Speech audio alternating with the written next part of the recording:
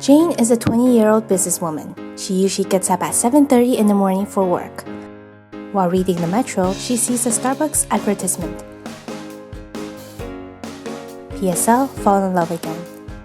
It's been almost a year since she's had this pumpkin spice latte, so she decides to pick up a drink and breakfast at the Starbucks restaurant right beside her workplace. She pays with her Starbucks card and gets another star. Remember, for every 15 stars, she gets a free drink. She also receives a treat receipt.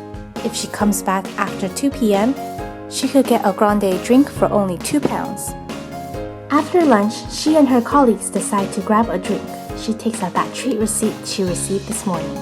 She forgot to bring her wallet downstairs. No worries. She takes out her iPhone 5 and she simply touches and pays. Ding! On her way out, she drops a small donation to Starbucks Youth Action, a program helping make a difference to young people. A small ad catches her eye on the way out. Try our Ethiopian coffee next time. Tomorrow, Jane thinks.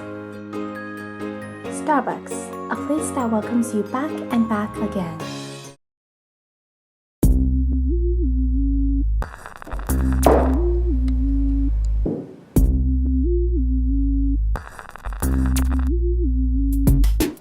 This is not good enough, guys. This is a fact that everybody knows. We need to come up with something new. Guys, we really have to take it seriously or we'll be in trouble. But how can we do this?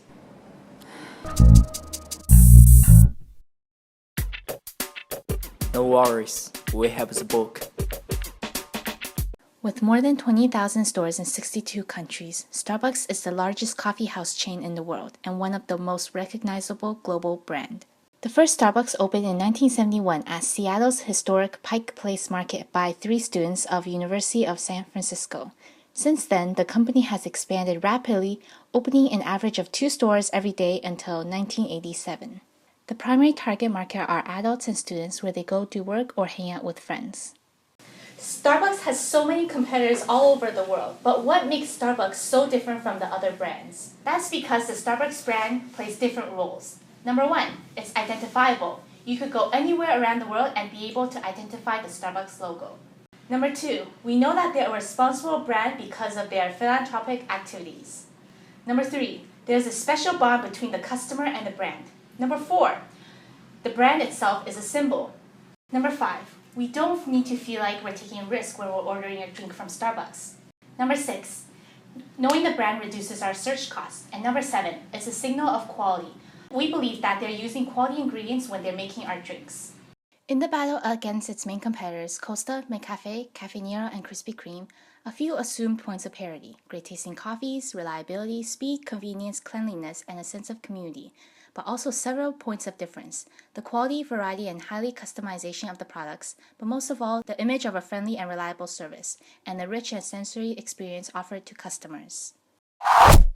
In fact, when customers are looking for a cup of coffee in the morning, they skip the whole decision-making process because they know that Starbucks offers quality products. The logo has changed 4 times since 1971. The first change came in 1987 when the company dropped the words tea and spices and changed the color to green to mark the fact that Starbucks changed its product range and introduced espresso beverages. In 1992, Starbucks decided to simplify the logo in order to make it more accessible and at that time arouse customers' attention. In 2006, Starbucks leveraged a nostalgia effect by using the original 1987 logo to promote its Pike coffee. Finally, in 2011, Starbucks dropped the external ring with the brand's name and the word coffee. This last change is part of the new strategy by the company to expand its vision beyond coffee, tea, and related products.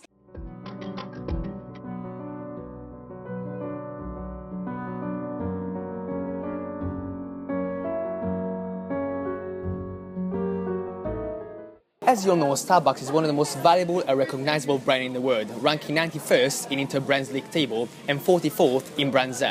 This huge success is due to the fact that Starbucks is one of those brands that were able to claim the brand equity pyramid on both sides, the functional side and the emotional side. But most of all, Starbucks is an emotional brand that leverages unique imagery dimensions.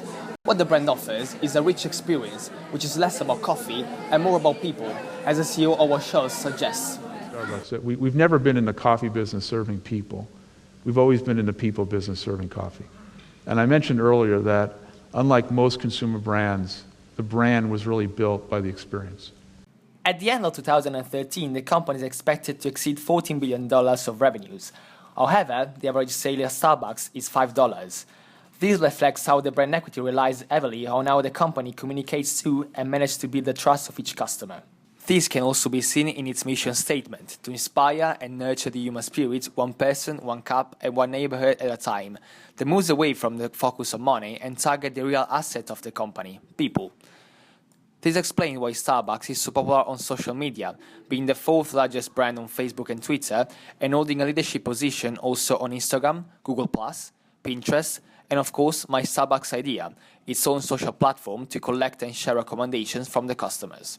This huge success is due to well-planned posts, clever cross-promotion on the different social media platforms, but most of all, to the fact that the company, by inviting the users to share their personal Starbucks moments, focuses on cultivating its current relationships more than accumulating new customers, thus creating strong and passionate brand advocates.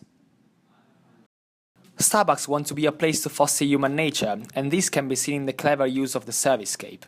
The use of materials such as wood and bricks, the warm colors, the comfortable chairs are all details that contribute to the creation of a strong brand image. In many stores, the table and the chairs are placed in a careful way to foster human interaction and to encourage people to share their spaces.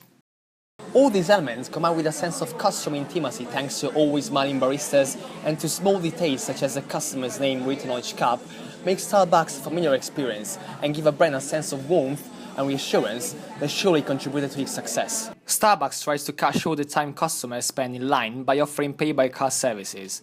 Recently, they've added the pay-by-smartphone service, their fastest payment method so far. People perceive the Starbucks brand to be high in quality, credible, and superior to other coffee store brands. It's been around longer, and the brand associations make Starbucks a reliable brand.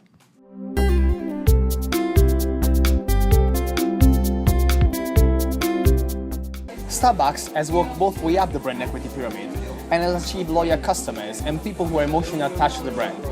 A third place between home and work, a place where people can surf the web, read a book, relax, or work in front of a cup of coffee. Okay, so we have all the information. What should we do next? Actually, we can evaluate the performance of Starbucks by Y&R brand asset evaluator. Starbucks has achieved a great success on all the four dimensions. It differentiates itself. It is relevant to most of the consumers who have rich knowledge about it and respect this brand. In addition, Starbucks encourages customer participation through many ways, such as voting or giving recommendation. And this whole concept of reciprocal exchange is extremely powerful and fosters customer loyalty. So, how can we make Starbucks improve? Any recommendations? Do I need to find another book? We all know that Starbucks is our third place. We can extend this idea. How about library? It's always quite a comfortable place for some people. We could cooperate with some top libraries and open Starbucks bar in there. Well, actually, that's a good idea. Why don't we make a commercial that reminds people of the importance of the third place and how Starbucks can foster a relationship among people? That's a great idea. This could drive people's desire to visit Starbucks even more. Guys, I've got an idea.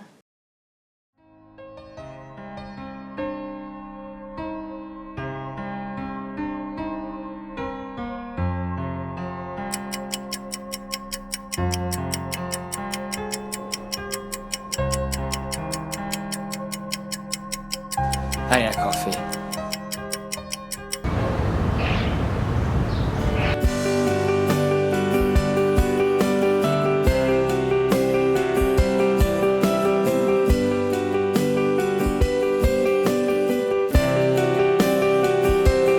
Can I sit here? Sure.